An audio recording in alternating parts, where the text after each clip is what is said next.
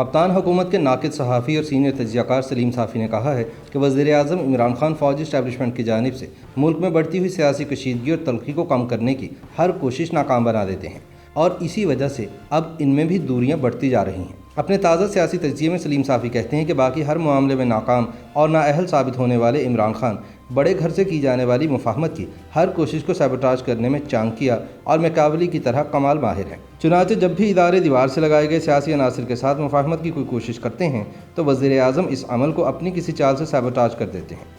اب تو نوبت یہاں تک آ گئی ہے کہ موصوف خود بھی اسٹیبلشمنٹ سے سینگ اڑانے کی تیاری کر رہے ہیں۔ سلیم صافی کے مطابق ملکی حالات مفاہمت کا تقاضا کر رہے ہیں، لیکن ڈرائیونگ سیٹ پر بیٹھا ناسمجھ اسے اپنی سیاسی موت کا پروانہ سمجھتا ہے۔ ان حالات میں قائد اعظم محمد علی جناح رحمۃ اللہ علیہ کا پاکستان سونامی کی تیز لہروں کی نظر ہو کر ڈوبتا نظر آتا ہے، جبکہ ادارے اور افراد اسے بچانے کے لیے کچھ بھی کرنے سے قاصر ہیں۔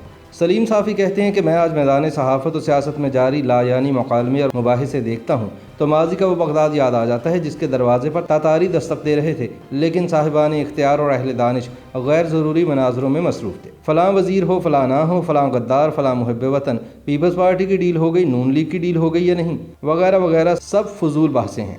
اصل مسائل اور چیلنجز اور تباہیاں کچھ اور ہیں جن کا سیاست اور صحافت کے میدانوں میں ذکر ہی نہیں ہو رہا۔ اس وقت سب سے بڑا مسئلہ معیشت ہے۔ صافی کہتے ہیں کہ ایسی اقتصادی بدحالی اور تباہی کم از کم میں نے تو اپنی زندگی میں نہیں دیکھی۔ یہ اس ملک کی تاریخ میں پہلی مرتبہ ہوا ہے کہ معاشی انڈیکیٹرز میں پاکستان افغانستان سے بھی نیچے چلا گیا، اور تاریخ میں ہم یہ پہلی مرتبہ دیکھ رہے ہیں کہ کسی حکومت کا اپنا وزیر خزانہ کہہ رہا ہے کہ ہمارے دور میں معیشت مکمل تباہی کے دہانے پر کھڑی ہے۔ شوکت ترین کہہ رہے ہیں کہ ان کی حکومت کا اگلے 2 سال کا ٹارگٹ یہ ہے کہ کسی طرح نئے پاکستان میں جی ڈی پی گروتھ پرانے پاکستان والی شرح یعنی 5% پر لے جائیں، لیکن المیہ یہ ہے کہ ایسا ممکن نہیں لگتا، کیونکہ اسد عمر، ڈاکٹر عبدالحفیظ شیخ اور نیب نے کپتان کی قیادت میں معیشت کا جیسے بیڑا غرق کیا ہے، اس کے بعد 50 شوکت ترین مل کر بھی اگلے 2 برس میں پاکستان کو معاشی میدان میں سن 2018 والی حالت پر واپس نہیں لا سکتے۔ سلیم صافی کے مطابق سونامی سرکار کے دور میں ایک اور بڑی تباہی سفارتی محاذ پر ہوئی۔ آصف زرداری کے دور میں پاکستان نے ایک شعوری سفر شروع کیا تھا جس کا مقصد یہ تھا کہ اسٹریٹجک، دفاعی اور معاشی حوالوں سے اپنا رخ امریکہ سے موڑ کر ہمسایہ ممالک چین اور روس کی طرف کیا جائے۔ نواز شریف کے دور میں یہ سفر تیز تر ہوا، لیکن کپتان حکومت نے امریکہ کی خاطر یا پھر نواز شریف کی نفرت میں چین کے اعتماد کو شدید ٹھیس پہنچائی اور سی پیک پروجیکٹ کو پشاور BRT میں بدل دیا۔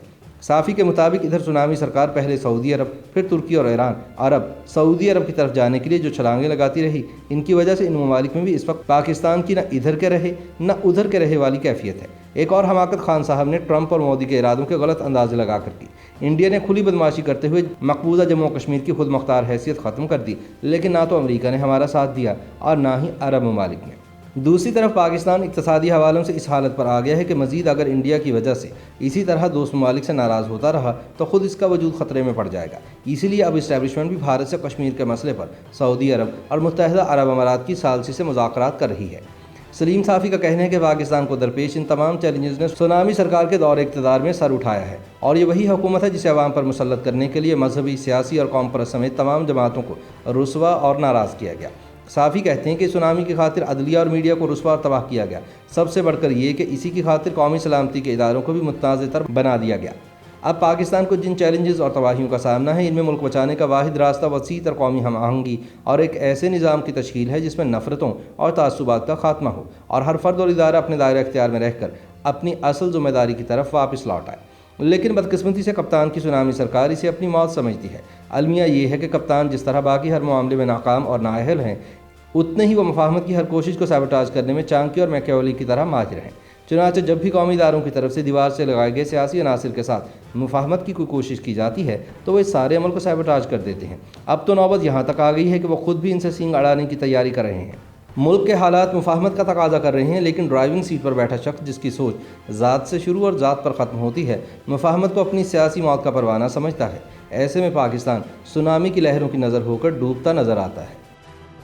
YouTube پر گوگلی نیوز دیکھنے کے لیے youtube.com کی سرچ بار میں گوگلی نیوز TV ٹائپ کریں۔ گوگلی نیوز کے پیج پر سرخ رنگ کے سبسکرپشن والے بٹن پر کلک کرنا نہ بھولیے۔ YouTube پیج پر اپلوڈ ہونے والی ویڈیوز سے باخبر رہنے کے لیے بیل آئیکن پر کلک کیجیے۔ آپ کو ہر نئی ویڈیو کے بارے میں نوٹیفیکیشن موصول ہو جائے گا۔